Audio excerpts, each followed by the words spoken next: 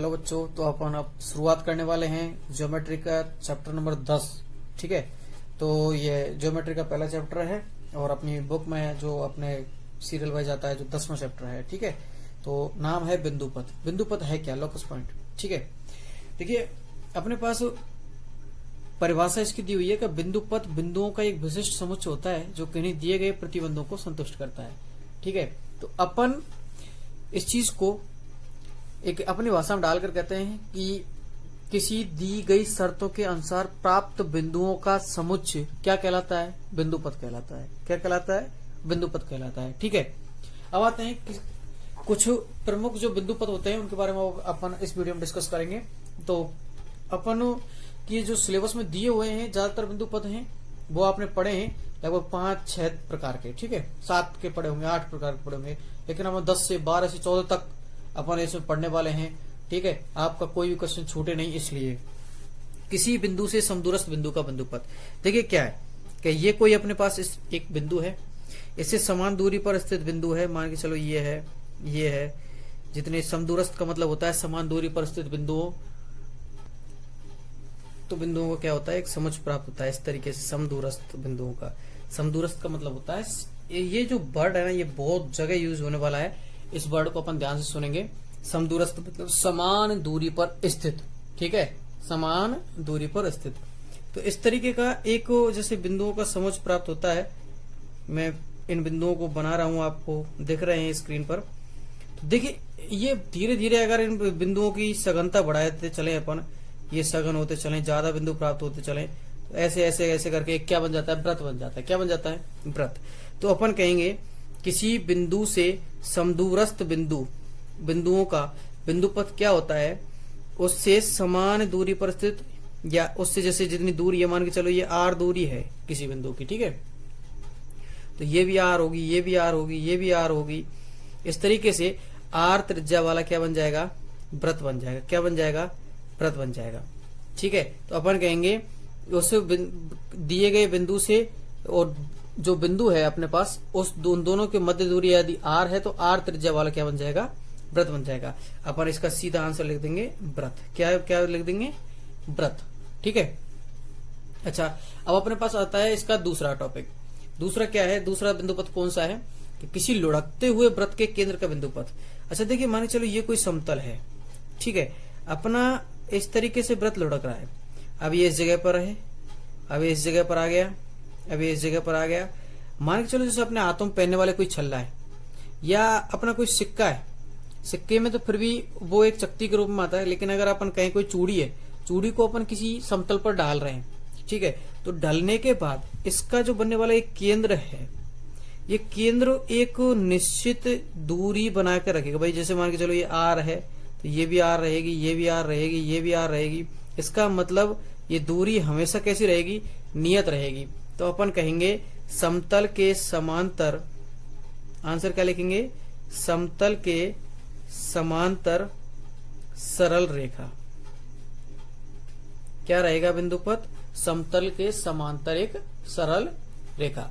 चलो आते हैं अगले टॉपिक क्या है कि दो समांतर रेखाओं से समदूरस्थ बिंदु का बिंदुपथ। देखिए अपने पास इस तरीके से कोई दो समांतर रेखाएं दी हुई हैं। ठीक है, इनसे समदूरस्थ बिंदु का बिंदुपथ, मान के चलो इससे और इससे बराबर दूरी पर स्थित बिंदु मान के चलो ये है। अच्छा इस जगह पर लेते हैं तो ये होगा, इस जगह पर लेते हैं तो यहां पर होगा, ऐसे यहां लेते हैं तो यहां होगा, ऐसे होगा। तो इन बिंदुओं की अगर सघनता बढ़ाई जाए, मतलब इनका घनत्व बढ़ाया जाए, ज्यादा कर दिए जाए बिंदु, तो इस तरीके से एक रेखा प्राप्त होती है।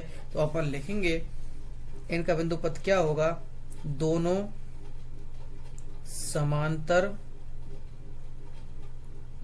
रेखाओं के मध्य समांतर सरल रेखा। ये क्या हुआ? इसका आंसर हुआ। ठीक है, अब आते हैं इसके चौथे पॉइंट पर।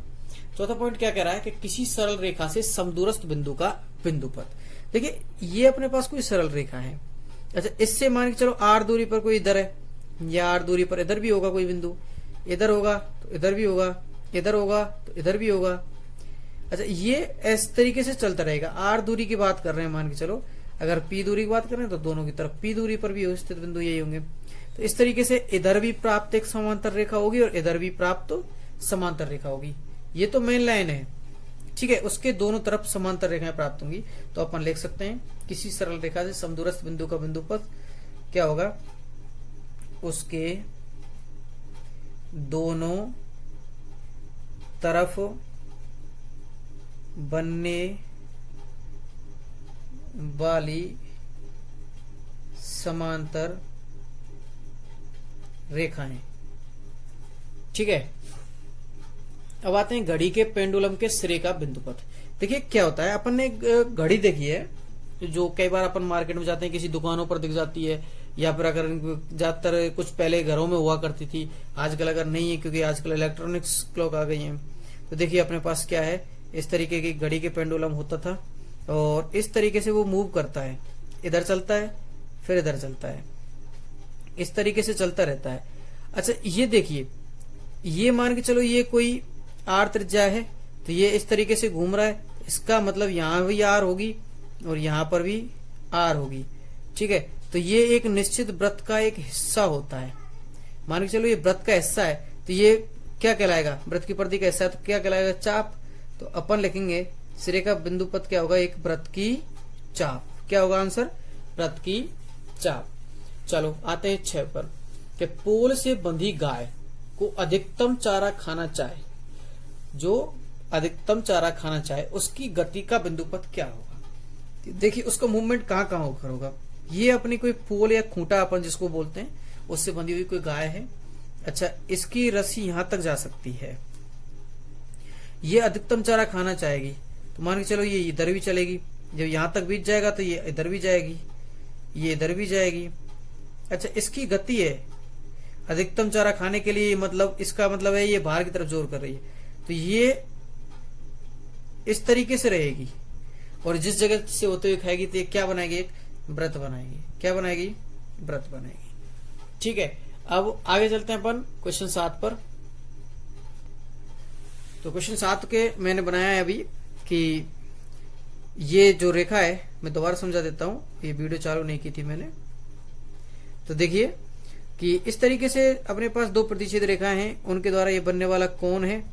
तो इस कोण का जो समद्विभाजक होगा वो इनसे क्या रहेगा, हमेशा बराबर दूरी पर रहेगा। अपन चाहे इसको लंबवत ले लें और चाहे इसको क्षैतिज ले लें। ठीक है, तो अपन लिखेंगे दोनों के मध्य, दोनों प्रतिच्छेद रेखाओं के मध्य बनने वाले कोण का समद्विभाजक। ठीक है, अब अपन आगे चलते हैं कि 2 बिंदुओं से समदूरस्थ बिंदुओं का बिंदुपथ क्या होगा। ये 2 बिंदु हैं। अच्छा, इसके समदूरस्थ बिंदु का मतलब ये एक तो पहला बिंदु तो बीच में होगा। अगर मैं इस जगह पर लूं जो इससे और इससे भी बराबर दूरी पर हो, अगर मैं दूसरा बिंदु यहां लूं तो ये इससे भी बराबर दूरी पर होगा और इससे भी उतनी दूरी पर होगा। यहां लेता हूं तब भी और ऐसे ही यहां लेता हूं तब भी, तो इसलिए मैं इसको एक क्या ले सकता हूं, एक रेखाखंड ले सकता हूं। और ये रेखाखंड क्या होगा, जो इसके मध्य बिंदु से गुजरेगा, और दूसरी बात इस पर क्या होगा, लंबवत होगा। तो अपन कहेंगे दोनों बिंदुओं को मिलाने वाली,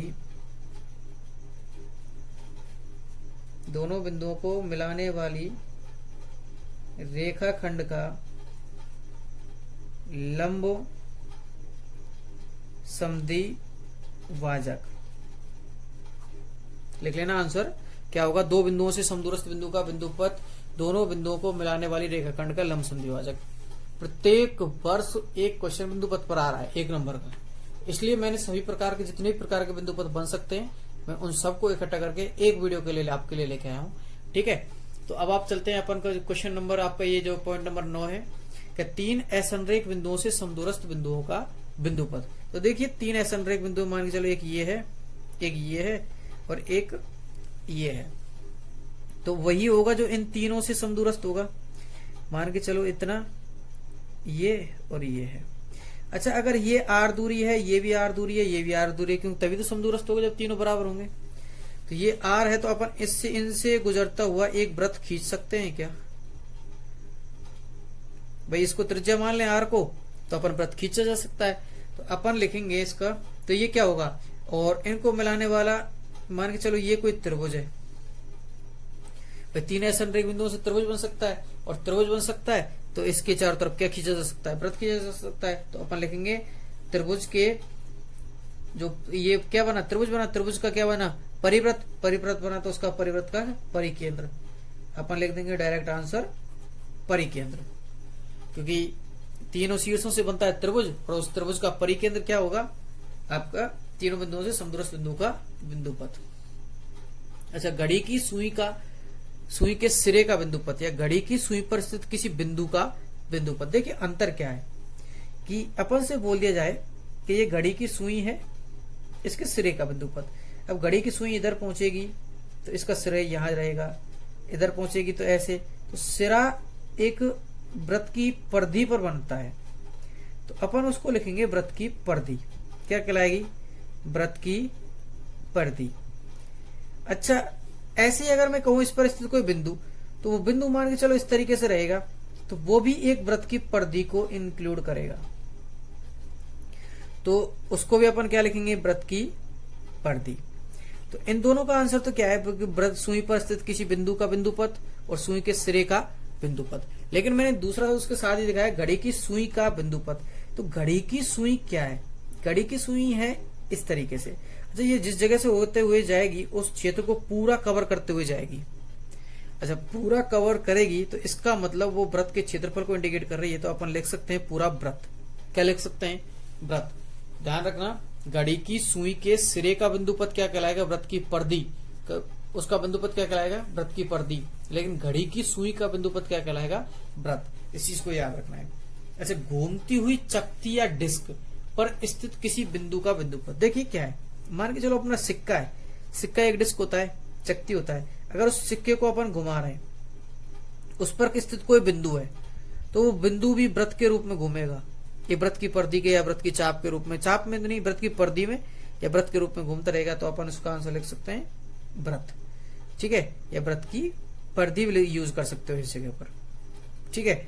अच्छा, अब अपने पास आता है कोई इसका 13 3 असंरेख बिंदुओं से समदूरस्थ बिंदु का बिंदु, 3 संरेख बिंदुओं से। देखिए 3 संरेख मान के चलो, एक ये है, एक ये है और एक ये। संरेख का मतलब है एक रेखा में स्थित बिंदु। ठीक है, तो अपन इनको एक रेखा में स्थित बिंदु मानते हैं। तो ये एक रेखा में है, तो इनसे समान दूरी पर, मान के चलो इन दोनों से समान दूरी पर बीच वाला बिंदु आ गया, लेकिन वो इससे कम है। मैं इन दोनों से खींचता हूं तो ये है, इन दोनों से खींचता हूं तो समदूरस्थ ये है, लेकिन ये तो अलग अलग लाइन हो गई, ये कहीं काटेंगी भी नहीं, एक दूसरे के समांतर हो गई। अच्छा, समांतर हो गई, इसलिए अपन लिखेंगे 3 संरेख बिंदुओं का जो समदूरस्थ बिंदुओं का बिंदु पथ है वो होता नहीं है। क्या है, नहीं होता।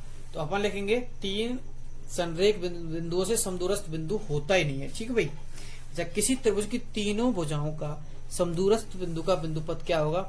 मान के चलो कोई त्रिभुज है, मैं मान लेता हूं ये कोई त्रिभुज है, इसकी भुजा से ये मान के चलो r दूरी, इसकी भुजा से r दूरी, इस भुजा से r दूरी। तो इस तरीके से वृत्त खींचा जा सकता है r त्रिज्या वाला। तो ये बनेगा अंतः केंद्र, क्योंकि वृत्त कहां बना है, अंदर, तो उसका केंद्र भी क्या कहलाएगा, अंतः केंद्र। तो चलो इस प्रकार से अपने सारे क्वेश्चन बिंदु पथ के शायद हो गए होंगे। तो दोस्तों इस चीज को याद जरूर कर लेना, क्योंकि इनसे बनता है एक क्वेश्चन। ठीक है, ज्योमेट्री की टेंशन अब बिल्कुल छोड़ दो, ज्योमेट्री बिल्कुल आसान हो जाएगी। और लगे रहो साथ में, जितना हो सकता है वीडियो को शेयर जरूर करना, लाइक करना और चैनल को सब्सक्राइब कर लो, क्योंकि अब कंटिन्यूटी आपकी वीडियो आने वाली है। अपडेट से जुड़ने रहने के लिए चैनल को सब्सक्राइब करना जरूरी है, नोटिफिकेशन ऑन कर लेना। धन्यवाद।